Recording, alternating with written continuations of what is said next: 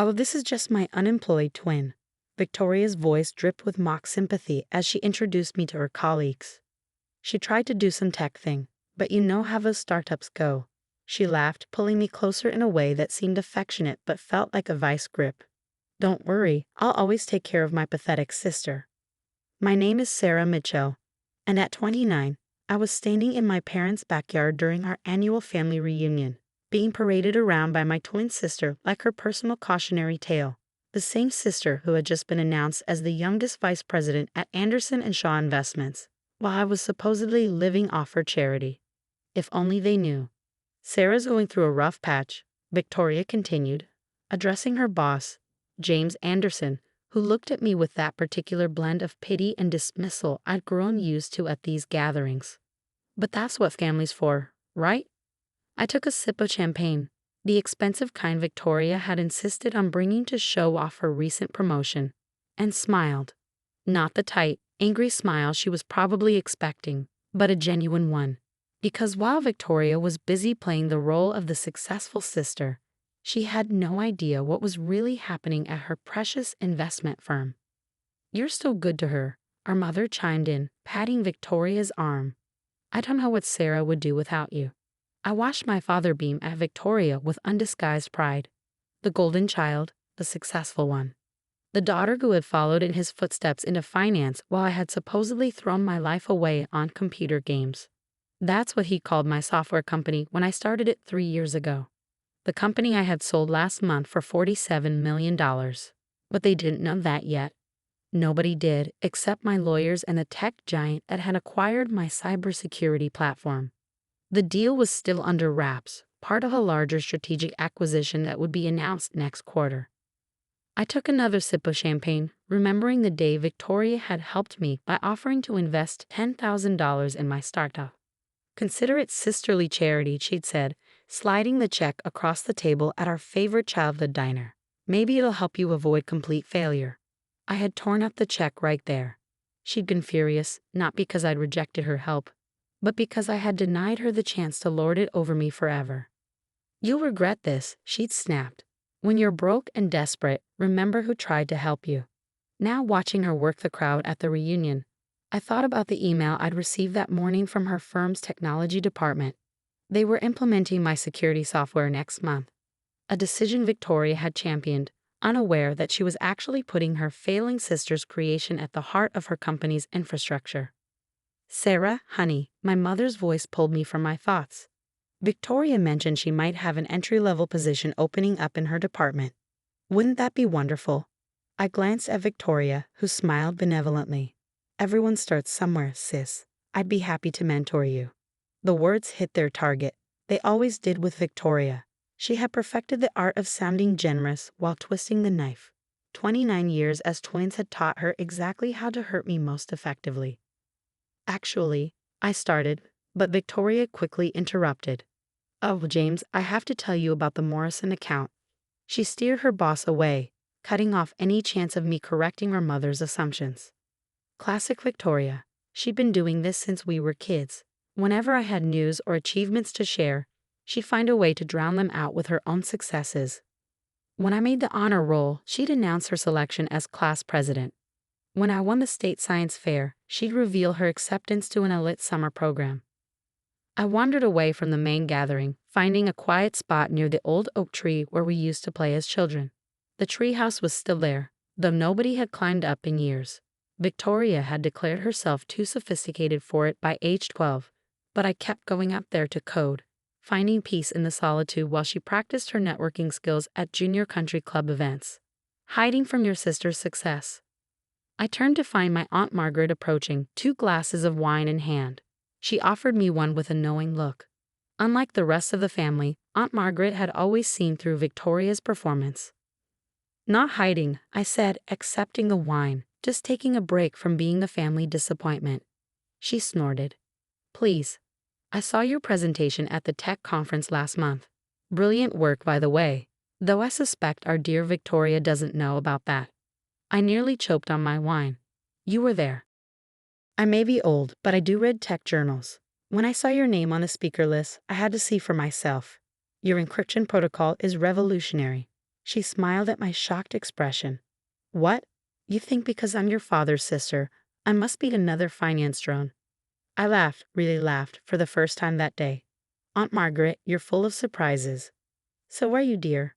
I assume the family doesn't know about the acquisition. I shook my head. How did you? I have friends in the industry. Don't worry, I know it's still under wraps. She patted my arm.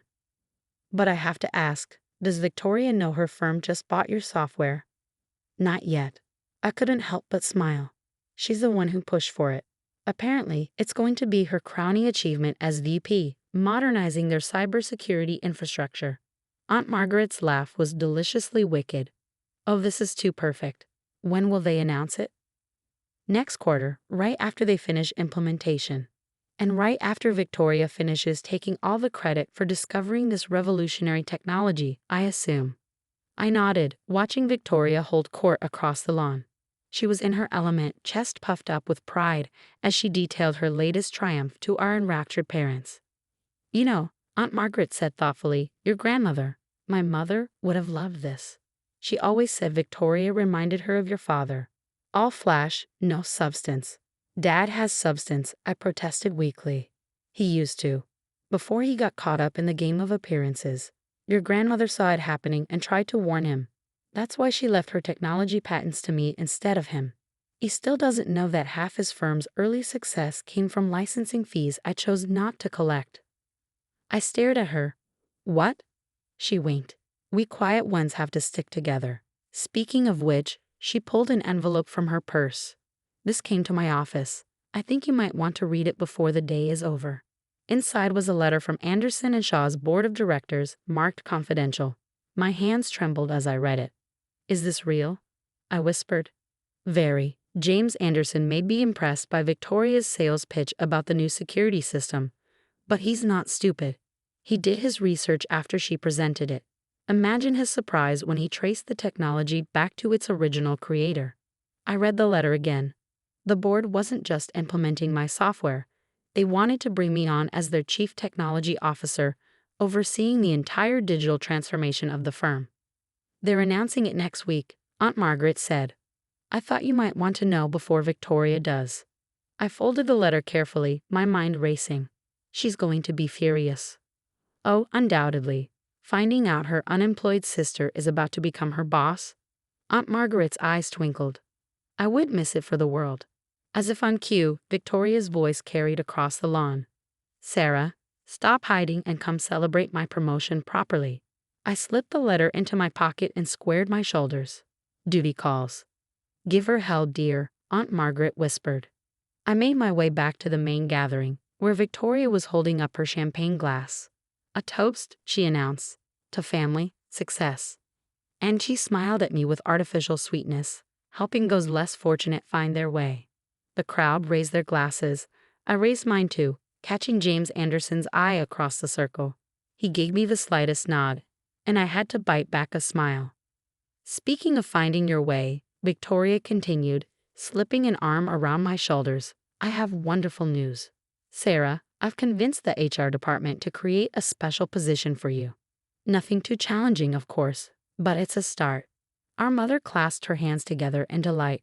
Dad beamed. The perfect family picture. Successful daughter generously helping her failing twin. I took a deep breath. The letter felt warm in my pocket, like it was eager to burst out and shatter this carefully constructed scene. But not yet. Let Victoria have her moment. After all, next week was going to be interesting enough. Thank you, Victoria, I said, raising my glass higher, to new beginnings. She couldn't have known why I was smiling. None of them could. But as I sipped my champagne, watching Victoria bask in her imagined superiority, I thought about the email I'd received just before the party, the one confirming that the Anderson and Shaw board meeting was scheduled for Monday morning. The meeting where they would announce their acquisition of my company, my new position as CTO, and the complete restructuring of their technical division. The meeting where Victoria would learn that her latest triumph, the security system she'd so proudly championed, was actually created by her unemployed twin sister. The same meeting where she discovered that her entry-level position offer was about to become incredibly awkward, given that I would soon be several levels above her in the corporate hierarchy. But for now, I just smiled and let her have her moment in the sun. After all, what kind of sister would I be if I didn't support her success? Even if it was about to become the shortest-lived promotion in Anderson and Shaw history, Monday morning arrived with the kind of crisp September air that usually signaled change in Boston. I stood outside Anderson and Shaw's gleaming headquarters, watching executives file through the revolving doors, none of them aware that today would reshape the company's future. My phone buzzed. Another text from Victoria. Don't forget about our HR meeting at 11. Wear something professional if you have anything suitable. I smoothed down my tailored Armani suit and smiled at the irony. Victoria had always been obsessed with appearances, carefully cultivating her image as the polished, successful twin. Meanwhile, I'd spent years reinvesting every penny into my company, wearing the same rotation of basic business casual outfits that had made her cringe. But today was different. Today, I dressed for the role I was about to step into. Sarah, James Anderson's voice boomed across the lobby as I entered. He strode over, hand extended, ready for the big reveal. Victoria, who had been waiting by the reception desk, did a double take. Her perfectly manicured hand froze halfway to her coffee cup. Sarah, what are you doing here? Our HR meeting isn't until 11. Change of plans, James said cheerfully. Sarah's needed in the board meeting. You too, Victoria, shall we? I watched the confusion play across my sister's face as we rode the elevator to the top floor. She kept shooting me suspicious glances, probably trying to figure out why her unemployed sister was suddenly on a first-name basis with the CEO. The boardroom was packed when we arrived. Victoria immediately moved to take her usual seat, but James gestured her to the side. Sarah, why don't you sit here? He pulled out a chair near the head of the table. Victoria's face flushed. Mr. Anderson, that's my... Ladies and gentlemen, James interrupted, calling the room to order. Today marks a pivotal moment for Anderson and Shaw. As you know, we've been pursuing an aggressive modernization of our technical infrastructure. Victoria has been particularly vocal about the revolutionary security system we're implementing. Victoria preened, recovering some of her confidence. Yes, I've been overseeing the entire... What many of you don't know, James continued smoothly, is that we've actually acquired the company behind this technology. And today, I'm thrilled to introduce you to its founder and CEO, who will be joining us as our new Chief Technology Officer. The blood drained from Victoria's face as James turned to me with a warm smile. Sarah? I stood feeling the weight of every eye in the room. Thank you, James. For those who don't know me, I'm Sarah Mitchell, founder of Secure Flow Technologies. And yes, I added, meeting Victoria's stunned gaze, Victoria's twin sister. The next hour passed in a blur of presentations and questions. I outlined my vision for the company's digital transformation, fielding technical queries that would have made Victoria's head spin. She sat frozen in her chair, watching her carefully constructed narrative crumble. When the meeting ended, Victoria cornered me by the water cooler. How long? She hissed. How long have you been planning this? Planning what? Building a successful company? About 3 years. You know, since I started that tech thing you love mocking. You let me make a fool of myself. At the family reunion, in front of everyone. No, Victoria, you did that all on your own. Do Mom and Dad know? Not yet, though I imagine the press release tomorrow might clue them in. She grabbed my arm, her fingers digging in just like they used to when we were kids, and she was about to blame me for something. You have to turn it down. I stared at her. Excuse me? This position. My position.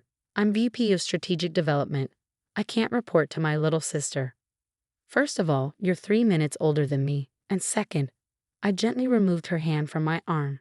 I earned this, every bit of it, without family connections, without Dad's influence, without anything except my own hard work. Hard work? She laughed bitterly. You got lucky with some computer program. I've spent years building relationships, playing the game, and now the game has changed. James's voice made us both jump. He stood in the doorway, his expression stern. Victoria, my office. Now. I watched them walk away, feeling an odd mix of triumph and sadness. Victoria had always been so convinced of her superiority, so certain that her way, the networking, the politics, the carefully cultivated image, was the only path to success. She'd never understood that while she was playing office politics, I was building something real. My phone buzzed again. Aunt Margaret. Just saw the press release draft. How's our girl taking it? About as well as you'd expect, I texted back. Your parents called me in a panic. Apparently, Victoria rang them crying about betrayal and sabotage. I took great pleasure in setting them straight. I could imagine that conversation. Aunt Margaret had never been one to mince words, especially when it came to puncturing family pretensions. Victoria emerged from James' office an hour later, her perfect composure notably ruffled. She walked straight past me to her desk and began gathering her things. Victoria, I started. Don't. She shoved a framed photo into her bag, the one of her and Dad at her college graduation, both beaming with identical expressions of satisfied ambition. You've won, okay. Isn't that what you wanted? This isn't about winning. No. She whirled to face me. Then what's it about? Revenge? Making me look stupid? Proving you're better than me? It's about business. About building something valuable. Not everything is a competition, Victoria. Easy for you to say now that you're on top. She zipped her bag with unnecessary force. I quit, by the way, in case you were wondering. I won't work for my twin sister. I watched her gather the last of her belongings, thinking about all the times she'd made me feel small, insignificant, unworthy. Part of me wanted to let her walk away, let her live with the consequences of her arrogance. But another part remembered the little girl who used to sneak into my bed during thunderstorms, who knew all my secrets before I could speak them, who had once been my other half before competition and jealousy drove us apart. The Morrison account, I said just as she reached the door. She paused. What about it? It's yours. If you want to stay, the client relationship stays with you. You did build that connection after all. She turned slowly, suspicion warring with interest in her expression. And I'd report to you. On technical matters, yes, but client relationships would still be your domain. You're good at that part, Victoria, really good. When you're not busy trying to prove you're better than everyone else.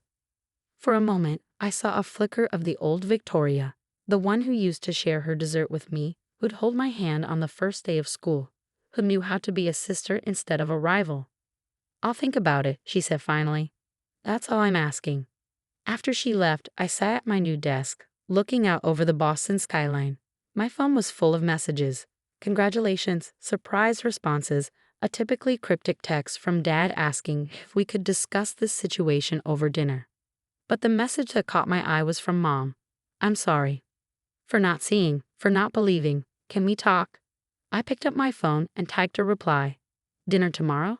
Bring Victoria. I think it's time we all had an honest conversation. After all, success meant nothing if you couldn't share it with family, even if they needed a wake-up call first. I chose Giulia's for dinner, an intimate Italian restaurant far from the financial district where Victoria and Dad usually held court. No power lunches here, no business deals being brokered over expensive wine, just good food and private booths where families could talk without an audience. I arrived early, sliding into a corner booth with a clear view of the entrance. The hostess brought me a glass of Chianti, and I found myself checking my phone every few minutes, half expecting a text canceling the whole thing. Mom arrived first, looking nervous in a way I rarely saw her. Usually, she was the perfect corporate wife, polished and poised for whatever social situation Dad's career demanded. Tonight, she seemed smaller somehow, more real. Sarah, she said, hovering by the table. You look different. Good different or bad different? Confident, she sat down, smoothing her napkin with anxious fingers. I've been reading about your company, the things they're saying in the business journals. Why didn't you tell us? Would you have understood? Or would you have just compared it to Victoria's latest promotion? She flinched. We never meant to. Yes, you did. I kept my voice gentle but firm. Every comparison, every dismissal, every time you held up Victoria's path as the only measure of success. It was all very deliberate. Your father, she began, then stopped herself. No, I can't blame this all on him. I did it too. It was easier to understand Victoria's world, to celebrate things we could brag about at dinner parties.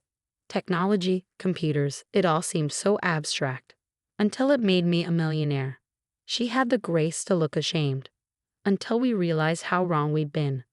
The arrival of Dad and Victoria interrupted whatever she might have said next. They walked in together, both looking uncomfortable in a way that suggested they'd been arguing outside. Victoria had changed from her work clothes into something more casual, though I noticed she kept her VP pin on her jacket lapel. Sarah, Dad's greeting was stiff. He hadn't called me since the press release, though his office had reached out about potentially investing in my next venture. You're looking professional. Amazing what a few $1,000,000 can do for your wardrobe, I replied dryly. Victoria snorted, then quickly covered it with a cough.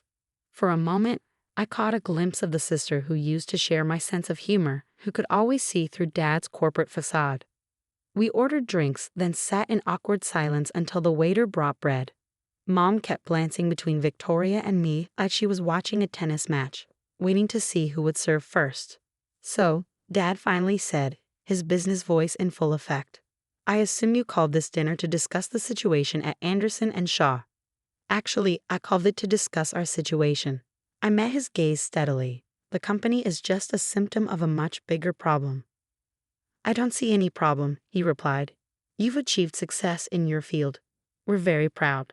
Are you? Or are you just afraid of looking foolish for dismissing me all these years? Victoria shifted in her seat. Sarah? No, let's be honest for once. I leaned forward. You're not proud, Dad. You're threatened, because I succeeded without your help, without your connections, without following your precious plan. And you, I turned to Victoria, you're angry because I didn't win the game your way. That's not. Victoria started, then stopped. Okay, maybe a little. A little? Mom's voice was surprisingly sharp. Victoria, you spent years tearing your sister down. We all did. And for what? Because she chose a different path. Because she rejected our path. Dad's fist hit the table, making the glasses jump. I offered to bring her into the firm right out of college. Instead, she went off to play with computers and built a multi-million-dollar company. Victoria finished quietly, while I was still bragging about making VP. We all turned to stare at her. Victoria never admitted weakness, never acknowledged anyone else's success. What? She shrugged, trying for nonchalance but not quite making it. I can't pretend anymore. Not after today's board meeting. She looked at me directly for the first time since sitting down. You were amazing in there. All those technical questions, the vision for the company's future, you knew exactly what you were talking about. While I've been faking it, you've been actually doing it. Victoria, I started, but she held up a hand. Let me finish. I've been awful to you. At the reunion, at work, basically our whole lives. And the worst part is, I didn't even realize how awful until I saw you in that boardroom. You weren't just successful, you were confident, competent, completely in your element. And I was jealous, not of your money or your position, but of your certainty. You always knew who you were, what you wanted. I just knew who Dad wanted me to be. Dad made a choking sound. Mom reached for his hand, but he pulled away. I gave you everything, he said to Victoria. The connections, the opportunities, the pressure, she finished. The constant expectation to be perfect, to follow in your footsteps. While Sarah, she smiled slightly. Sarah was free to find her own way. Free? I couldn't help laughing. You think being a family disappointment was freedom? Wasn't it? You got to try and fail and try again without worrying about ruining the family name. I had to be perfect from day one. Girls, Mom interrupted, her voice trembling. I think what we're all trying to say, badly, is that we've hurt each other. A lot, for years. And now? Dad demanded. What do you want from us, Sarah? An apology? Public acknowledgement? I want my family back, I said simply. Not the perfect image we show at reunions, not the roles we've all been playing. I want us to be real with each other. Victoria reached across the table and took my hand. Her grip was tentative, so different from the controlling grasp she'd used at the reunion. I'd like that, she said softly. And I'd like to stay at Anderson and Shaw. If the offer still stands. It does. I squeezed her hand. You're still the best relationship builder I know, when you're not being a complete brat? She supplied with a faint smile. Yeah, working on that. Dad cleared his throat. And what about my offer to invest in your next venture? That depends, I replied. Are you investing as a businessman trying to control his daughter's success, or as a father supporting her dreams? He was quiet for a long moment, studying his wine glass like it held the answers to questions he'd never thought to ask. I don't know, he finally admitted. I'm not sure I know how to be just a father anymore. Then maybe that's where we start, Mom suggested, with being honest about what we don't know. The waiter chose that moment to bring our meals, the arrival of food providing a welcome break in the intensity. As we began to eat, the conversation shifted to lighter topics, memories of childhood pranks, Victoria's recent disastrous attempt at cooking, Mom's secret passion for sci-fi novels that she always hidden from her book club. It wasn't perfect. There were still moments of tension, old habits of competition flickering between Victoria and me, Dad's instinct to lecture and direct barely held in check. But it was real, and for now, that was enough. As we finished our desserts, Victoria pulled out her phone and opened Instagram. Time for a new family photo, she suggested, one without any fake rolls or forced smiles. I looked at our parents, saw the same tentative hope in their faces that I felt in my heart. Yes, I said. I think it's time for something real. 6 months after that dinner at Julia's, we gathered again for the annual family reunion. Same backyard, same oak tree, but everything else had changed. Victoria stood by the grill, attempting to master the art of burger flipping while simultaneously explaining a client proposal to me. She'd grown into her role at Anderson and Shaw, focusing on what she did best, building relationships, while actually taking the time to understand the technology she was selling. So if we implement the new security features for their Asia branch, she flipped a burger with more enthusiasm than skill, sending it dangerously close to the edge of the grill. Maybe I should handle the cooking, I suggested, reaching for the spatula. Oh no, she grinned. The great tech genius isn't better than me at everything. I've been practicing. Is that what you call the 3 charred attempts currently residing in the trash? She bumped my shoulder playfully, so different from the aggressive posturing of last year. Watch it, boss, or I'll tell everyone about your disastrous presentation in Tokyo. You mean the one where I landed the biggest contract in company history? I mean the one where you accidentally bowed so low you knocked over the CEO's water glass. We both laughed, the sound carrying across the yard to where our parents sat with Aunt Margaret. Mom looked up and smiled, still seeming slightly amazed whenever she saw us getting along. The past 6 months hadn't been easy. Old habits died hard. And there were still moments when Victoria's competitive streak flared up, or when Dad slipped into his corporate mentor mode instead of just being a father. But we were trying, all of us, to build something new from the ruins of our old roles. Your sister's going to burn those burgers, Aunt Margaret observed, joining us by the grill. Just like your mother used to. I heard that, Mom called out, and I'll have you know I've taken cooking classes. Online classes don't count, dear, Aunt Margaret shot back. Especially when you watch them at double speed. Dad approached with a fresh bottle of wine, more relaxed in shorts and a casual shirt than I'd seen him in years. The retired pin on his golf hat was new, a gift from Victoria and me when he finally decided to step back from his firm 3 months ago. Anyone else smell something burning? He asked innocently. Victoria quickly flipped the burgers, revealing their distinctly blackened undersides. They're supposed to be like that. It's caramelization. Is that what they're calling cremation these days? I reached for the spatula again. Come on, let me help. This time, she handed it over with a dramatic sigh. Fine, but only because I have to finish telling you about the Asia proposal. Speaking of proposals, Mom interrupted. Isn't James Anderson's son joining us today? Victoria blushed slightly. Marcus is stopping by later. And before anyone starts matchmaking, it's strictly professional. He's helping me understand the technical side of things. Is that why you've been taking coding classes? I asked innocently. You know about that? I'm the CTO, Vic. I can see everyone's learning portal activity. She shrugged, trying to look nonchalant. Know thy enemy, right? I thought I was no longer the enemy. Fine. Know thy sister / boss / apparently all-knowing tech overlord. Dad cleared his throat. Speaking of knowing things, he pulled an envelope from his pocket. I've been waiting for the right moment to share this. Inside was a photograph I'd never seen before. Mom and Dad in front of their first office, decades ago. They looked young, excited, a little scared. Just like Victoria and I had both been at different points in our careers. Your mother and I started with nothing, Dad said quietly. No family connections, no safety net. Just determination and maybe a little too much pride. He looked at both of us. Somewhere along the way, I forgot what that felt like. I got so caught up in maintaining an image and controlling the narrative that I stopped seeing how amazing it was to build something of your own. Dad, Victoria started, but he held up a hand. Let me finish.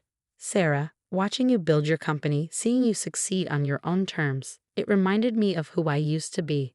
And Victoria, seeing you find your own path within the corporate world, not just following in my footsteps, but creating your own. I'm proud of both of you. Not because of your titles or bank accounts, but because you're finally becoming who you're meant to be. Mom wiped a tear from her cheek. What your father's trying to say is that we're sorry for the competition we created, the pressure we put on you both. We thought we were pushing you towards success, but we were really just pushing you apart. Aunt Margaret raised her glass. Well, it only took them 30 years to figure it out. Better late than never. We all laughed, the tension breaking like a summer storm. Victoria handed me the last batch of unburned burgers to place on the serving platter. You know, she said thoughtfully, I always thought I needed to prove I was better than you to be worth anything. Turns out we're both pretty amazing in completely different ways. Speak for yourself, I teased. I'm clearly superior at grilling. She splashed me with her wine, just like she used to do with her juice box when we were kids. Keep it up and I'll tell Marcus about your Pokemon collection. You mean the vintage cards now worth 6 figures? Go ahead. Mom shook her head, watching us with a mixture of amusement and relief. I forgot how you two used to be before we made everything a competition. Always teasing, always laughing. Always conspiring, Dad added. Remember when they reprogrammed my office computer to speak in cartoon voices? That was all Sarah, Victoria said quickly. Really? Because I distinctly remember you being the one who recorded all the voices. Details, details. A car pulled into the driveway. Marcus Anderson arriving with a bottle of wine and what looked suspiciously like coding textbooks under his arm. Victoria smoothed her hair self-consciously. Not strictly professional, huh? I whispered as she hurried to greet him. Oh, shut up. Make me. She stuck out her tongue, completely breaking her usually polished image. Maybe I will, as soon as I figure out this Python thing. Good luck with that. I hear the instructor is a real hard-ass. Yeah, but she's kind of awesome too. Victoria's smile turned serious for a moment. Thanks, Sarah. For not giving up on me, for giving me a chance to be more than Dad's copy. Thanks for finally letting yourself be more. We watched as Marcus greeted our parents, clearly nervous but trying to hide it. Dad was in full interrogation mode until Mom elbowed him sharply. Remember, she hissed. We're not controlling anymore. I'm not controlling, he protested. I'm simply asking about his intentions regarding our daughter's professional development. Aunt Margaret rolled her eyes. Oh, for heaven's sake, Richard. Let the girl write her own story. I looked around at my family, imperfect, recovering, but finally real. The old roles were fading, the golden child, the disappointment, the corporate success story, the family failure.